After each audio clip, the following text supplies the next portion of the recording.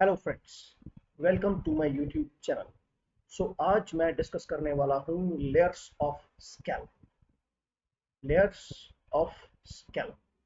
सबसे पहले स्कैल्प होता क्या है? स्कैल्प का मतलब होता है it is the soft tissue covering outside cranial vault. जो ये कवरिंग है स्कल के ऊपर वाले पोर्शन को हम क्रेनियल वॉल्ट कहते हैं, जहां पे ये हेयर्स हैं। These hairs are a part of scalp. तो scalp होता क्या है? It is made up of soft tissue. It is a covering which is outside the cranial vault, यानी skull cap. Now, what are the layers of scalp? Layers के नाम, as the name indicates, scalp is made up of 5 letters, SCALP. So, इसी से ही हम इसकी layers याद करेंगे। S से स्किन, C से कनेक्टिव टिश्यू, ए से aponeurosis,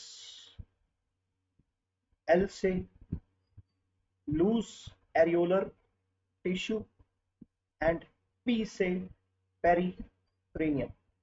so these are the 5 layers of scalp. Scalp है क्या? स्कैल्प सॉफ्ट टिश्यू कवरिंग है स्कल में क्रेनियल वॉल्ट, जो स्कल कैप होता है, स्कल के ऊपर वाला पोर्शन, उसके ऊपर जहां पे ये हेयर्स हैं। टोटल 5 लेयर से बनती है ये सॉफ्ट टिश्यू कवरिंग, उसको हम स्कैल्प बोलते हैं। लेयर्स के नाम उसके लेटर से ही याद करना है, SCALP। Skin, connective tissue, aponeurosis, loose areolar tissue and पेरिक्रेनियम।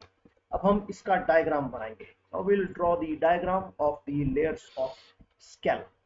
सबसे पहले you will draw a layer like this, जिसमें आप बहुत सारे हेयर्स शो करोगे। तो सबसे बाहर वाली लेयर है आपकी बॉडी की, सबसे बाहर वाली लेयर ये क्या है? इसको क्या बोलते हैं? This is skin. So this layer is called as skin. Remember, जो कनेक्टिव टिश्यू होता है उसमें ब्लड वेसल्स और नर्व्स होती हैं। तो ब्लड वेसल्स का मतलब कुछ कुछ हम आर्टरीज बनाएंगे रेड कलर से, ठीक है। उसके अलावा इसके बीच में कुछ कुछ वेन्स बनाएंगे हम, ठीक है, कुछ कुछ वेन्स बना दी। और इनके बीच में हम येलो कलर से कुछ नर्व्स बना देंगे।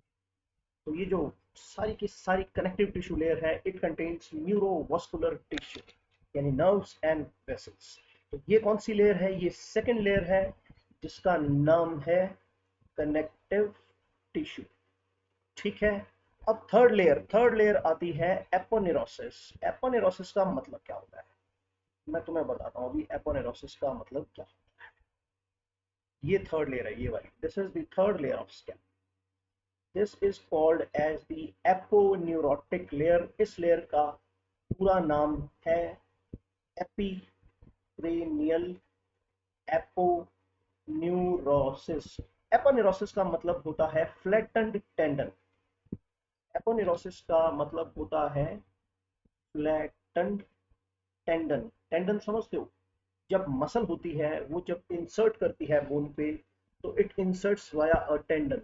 तो वो टेंडन जब फ्लैट हो जाए, किसी किसी एरियाज में टेंडन्स फ्लैट होते हैं, जैसे एब्डोमेन में भी होते हैं, रेक्टस शीथ बनाते हैं, और स्कैल्प में भी होते हैं। ऑक्सीपिटोफ्रंटालिस मसल के टेंडन को फ्लैट, ऑक्सीपिटोफ्रंटालिस मसल का जो टेंडन होता है वो फ्लैट होकर बनाता है एपिक्रेनियल एपोनेरोसिस। जो चौथी लेयर है, फोर्थ लेयर, ये ना एम्प्टी होती है। इसमें सिर्फ लूज एरियोलर टिश्यू होता है, इसमें सिर्फ और सिर्फ एरियोलर टिश्यू होता है। इसलिए जो चौथी लेयर है इसको हम बोलते हैं लूज एरियोलर टिश्यू। ये बहुत इंपॉर्टेंट लेयर है।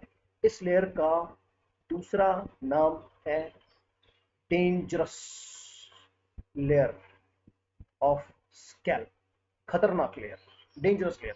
बाद में बताऊंगा इस लेयर को डेंजरस लेयर क्यों कहते हैं। और इसके बाद जो लेयर आती है, ये क्या होती है? हमारी स्कल बोन्स के साथ चिपकी हुई होती है, बिल्कुल। You cannot separate it from the skull bones. बिल्कुल चिपकी चिपकी चिपकी होती है। ये मैं बोन्स बना रहा हूँ, ये मैंने पेराइटल बोन्स बनाया, बीच में सैजिटल स्ट्रक्चर। तो ये जो बोन्स के साथ हाईली स्टक्ड होती हैं, आप इनको सेपरेट नहीं कर सकते बोन्स के साथ। इस लास्ट लेयर को हम बोलते हैं पेरिक्रेनियम। इस लेयर का नाम है पेरिक्रेनियम, स्कल के पास। You cannot separate it. अब ये स्कल के बाहर है पांचों layers, skin, connective tissue, aponeurosis, loose connective tissue, और जो लास्ट वाली लेयर है उसका नाम है पेरिफ्रेनियम। ठीक है, अब ये बोन्स है, स्कल बोन्स, ये सारा सिस्टम स्कल के बाहर है। ठीक है, तो स्कल के अंदर क्या है, स्कल के अंदर क्रेनियल कैविटी है जिसमें ब्रेन पड़ा है। ब्रेन की कुछ कवरिंग्स होती है, सबसे बाहर होती है ड्यूरामेटर। तो जो ब्रेन की कवरिंग होती है ड्यूरामेटर, वो दो लेयर्स की फॉर्म में होती है। स्कल के अंदर एंड ऑस्टियले, जो स्कल के अंदर लाइन करती है, it lines the inside of the skull.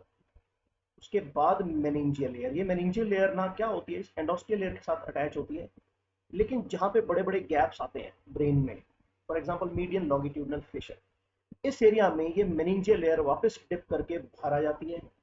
ठीक है, इसको हम बोलते हैं मेनिंजियल लेयर। अब जहां पे ये दोनों लेयर्स सेपरेट होती हैं, इनके बीच में जो स्पेस बनी है, यहाँ पे वीनस ब्लड इकट्ठा हो। ऐसे टोटल 23 वीनस साइनसेस है, 23 वीनस साइनसेस, को मैं बाद में डील करूँ। ठीक है, तो ये वीनस साइनसेस है जो कि एंडोस्टियल और मेनिंजियल लेयर के बीच में प्रेजेंट होते हैं। ठीक है, अब जो एमिशरी वेन्स हैं, एमिशरी वेन्स वो क्या करती हैं, वो जो वेन्स थी कनेक्टिव टिश्यू में, इनको कनेक्ट करती हैं इस क्रेनियल वीनस साइनसेस के साथ। ये मैं अभी एमिशरी वेन्स बना रहा हूँ ब्लू कलर से। एमिशरी वेन्स आर दी वेन्स, इनका नाम है एमिशरी वेन्स। एमिशरी वेन्स क्या करती हैं, स्कल के बाहर की वेन्स को स्कल के अंदर के वीनस साइनसेस के साथ कनेक्ट करती हैं। तो इसका सिग्निफिकेंस क्या हुआ, अगर स्कैल्प में कोई इंजरी हो जाती है तो तो जो इन्फेक्शन है वो इस डेंजरस लेयर के थ्रू, इन एमिशरी वेन्स के थ्रू होता हुआ स्कल के बाहर से स्कल के अंदर जा सकता है, और इन वेन्स जो वीनस साइनसेस हैं इनको इन्फेक्ट कर सकता है, इनका थ्रोम्बोसिस कर सकता है। ठीक है, तो infection outside the skull can travel into inside the skull via these emissary veins. ठीक है, तो एमिशरी वेन्स का काम होता है ये स्कल के, खोपड़ी के स्कल के बाहर की वेन्स को स्कल के अंदर के वेनस चैनल्स के साथ कम्युनिकेट करते हैं। तो इसीलिए जो फोर्थ लेयर है उसको हम डेंजरस लेयर ऑफ स्कैल्प बोलते हैं। ऐसा क्यों बोलते हैं, क्योंकि इन्फेक्शन इसी लेयर के थ्रू एमिशरी वेन्स में जाता है और एमिशरी वेन से ये वीनस साइनसेस को इन्फेक्ट कर सकता है। ठीक है, एंड वाइस वर्सा, इन्फेक्शन अंदर से बाहर भी जा सकता है क्योंकि एमिशरी वेन्स में वाल्व्स नहीं होते। Emissary veins they do not have valves. ठीक है, तो ऐसे हमने डायग्राम बनाना है स्कैल्प का। एग्जाम में मैंने आपको चौथी layer, fourth layer that is dangerous layer, जिसको लूज एरियोलर टिश्यू बोलते हैं, उसकी अप्लाइड एनाटॉमी भी बता।